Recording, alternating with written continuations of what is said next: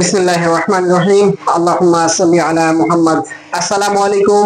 হিসাব বিজ্ঞান ও গণিত টিচিং এর পক্ষ থেকে সবাইকে জানাই আন্তরিক শুভেচ্ছা ও অভিনন্দন। প্রিয় সপ্তম শ্রেণীর ছোট শিক্ষার্থী বন্ধুরা, তোমরা কেমন আছো? নিশ্চয়ই ভালো আছো, সুস্থ আছো।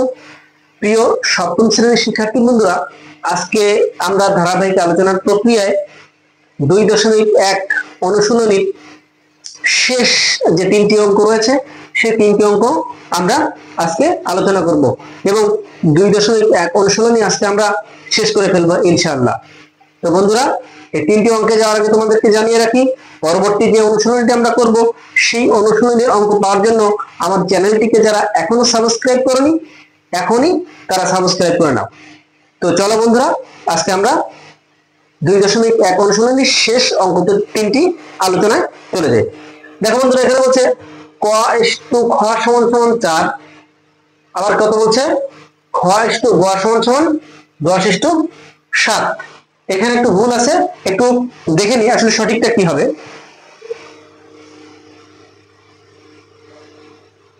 এখানে 4:7 হবে বন্ধুরা, 4:7। ক ইস্টু খ মানে কত? 4:7। এবার ঠিক আছে, দেওয়া আছে, তা আমরা কি লিখে ফেলি?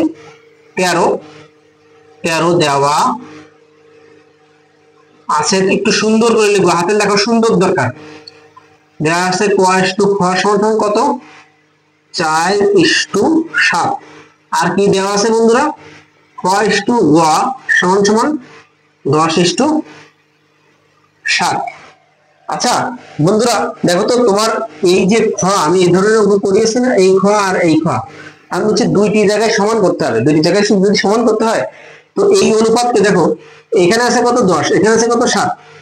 যদি আমি দুই জায়গাটা সমান করতে চাই, তো 7কে 10 দ্বারা গুণ করতে হবে আর 10কে 7 দ্বারা গুণ করতে হবে। যদি তুমি করো তাহলে এই দুই খ কিন্তু তোমার সমান হয়ে যাবে।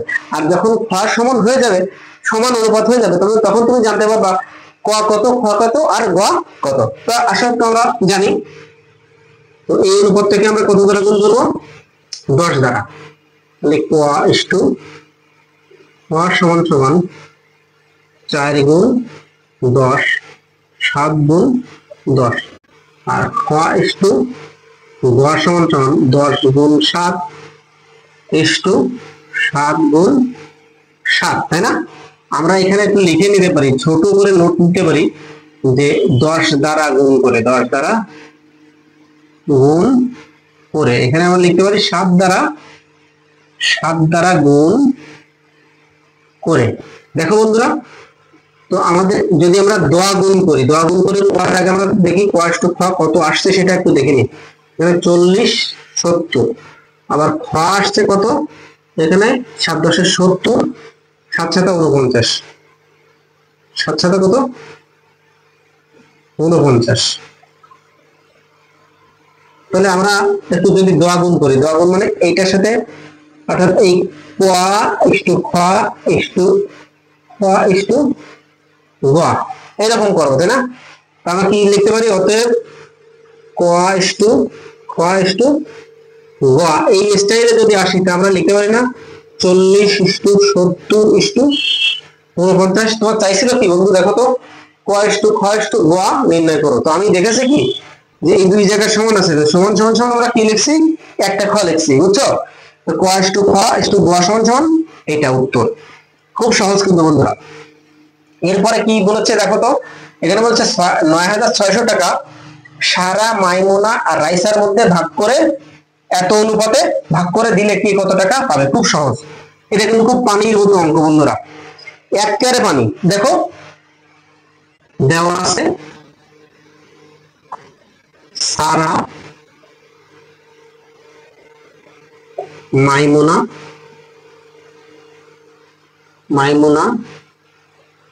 ও রাইসা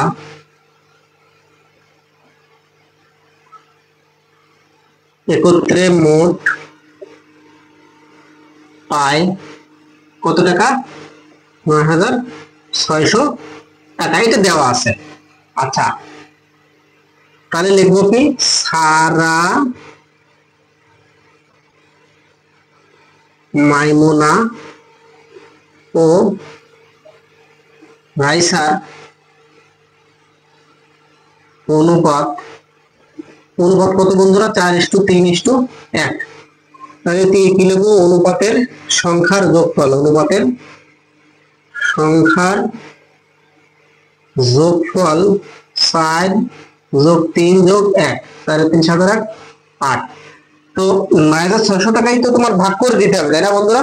তো একজন পাবে 8/4, 8/3, আর একজন পাবে 8/1 তো আসলে আমরা একটু প্রথমে লিখি যে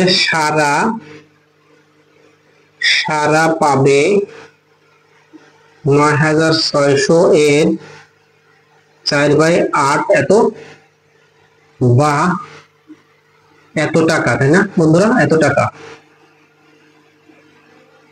কত টাকা একটু দেখি। 8 কত বন্ধুরা? 96। 8 কত? 96। 4 48, তাহলে 4800 টাকা। আমি এরপরে লিখবো মাইমুনা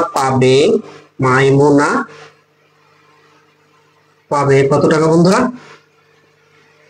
9,600 এর এত টাকা এর, ঠিক আছে? এত টাকা, এখানে একটু টাকা লেখেন, লেখো বন্ধুরা।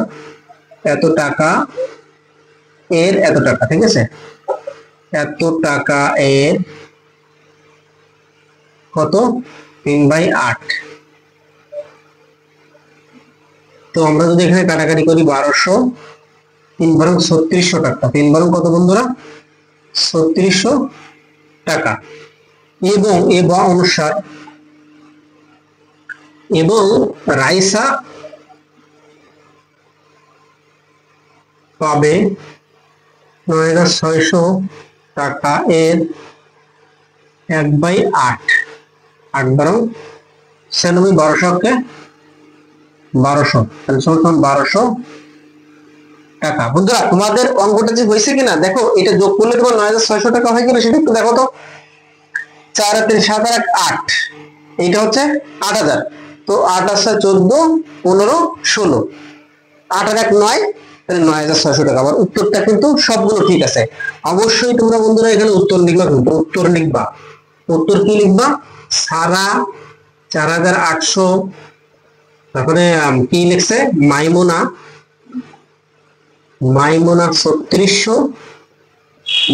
3600 টাকা, এবং রাইসা 1200 টাকা এলো। কত টাকা পেলো? 1200 টাকা পেলো। আবার একটু তোমাদেরকে আমি হাইলাইট করছি বন্ধুরা।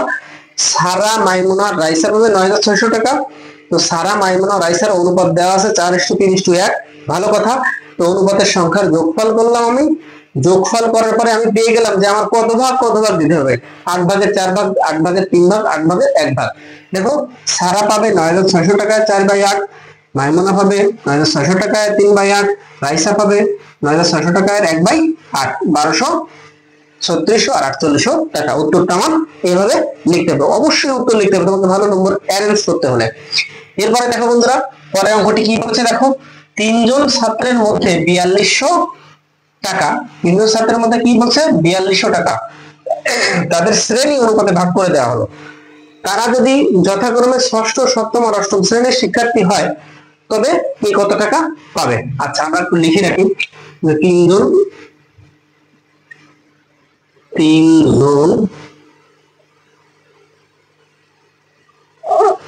3 জন ছাত্র পাবে 4200 টাকা। তাদের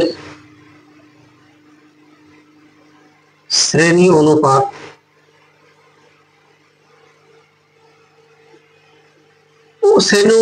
আগে না লিখে একটু লেখো বন্ধুরা। তারা যথাক্রমে ষষ্ঠ, সপ্তম ও অষ্টম শ্রেণী শিক্ষার্থী। অতএব তাদের শ্রেণী অনুপাত কত হবে বন্ধুরা? 6:7:8। আমরা লিখবো অনুপাতের নিয়ম অনুযায়ী, অনুপাতের সংখ্যার যোগফল 6 যোগ 7 যোগ 8, তাহলে 7 আছে 13 আর 8 কত 21। তো আমরা পাবো, লিখবো কি ষষ্ঠ শ্রেণীর শিক্ষার্থী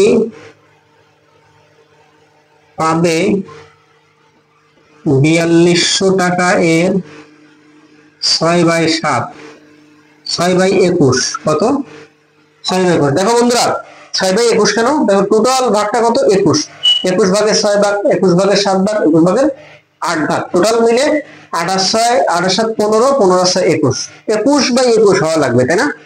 অর্থাৎ উপরে নিচে সমান করে ভাগ করে দিতে হবে। তো প্রথম জন কি 21 ভাগের 6 ভাগ হবে, এই জন্য আমরা কত লিখছি 6/21 লিখছি, তাই না? 6 কত লিখছি